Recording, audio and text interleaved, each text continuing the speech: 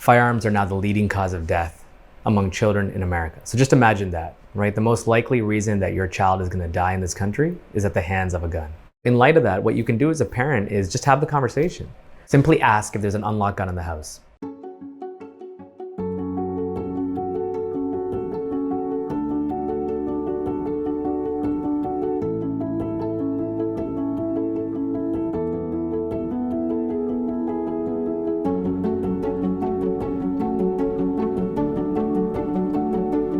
First and foremost, it's important to understand that you absolutely have the right to ask. If asking feels awkward or difficult, consider these strategies. You can easily say that your doctor asked you to ask. It's certainly reasonable as a parent to say that, hey, you know what, my doctor actually told me to ask. Just like they told me to ask about an allergy, they asked me also to ask about safe storage of a weapon because this can save a life. And I think most people will be surprised that the majority of families are actually okay talking about this issue. Just incorporate this in your list of usual safety questions that you'd be asking. Once again, if you send your kid over to somebody's house, you're going to be asking questions around supervision, child safety gates, other safety elements. If they're riding a bike, are they wearing a helmet? Is there a dog around in case that's something you're concerned about? So loop this into that safety checklist as a means to just naturally ask about the safe storage of firearms. And most parents and your friends and family are going to understand. This is actually a very common scenario in which a friend or a family member has actually already asked you this question around firearm access and safe storage. And you can use that as a means to introduce a conversation with the next family or friend you're talking to.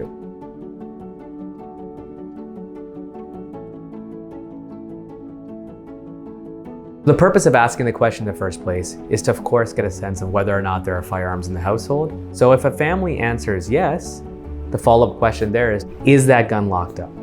Is it out of reach from children? Because that is a primary concern. If families don't want to continue to talk about this, don't answer the question, it's really up to you as a parent how you want to deal with that. We have seen parents choose not to send their kids to that house, right? Just saying that they have a safety concern. We've seen parents suggest alternate playdate locations, such as their own house or a public space, which is certainly an option. You have to remember, just asking the question, even if a family says no, they don't want to talk about it, that will make them think about it for the next time and the next play dates.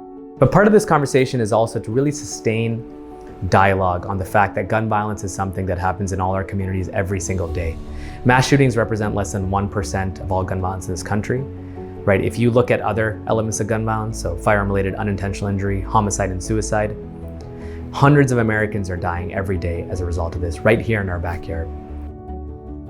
So if we can continue the conversation, continue the dialogue on this topic day in and day out, we will certainly be the agents of change that are needed.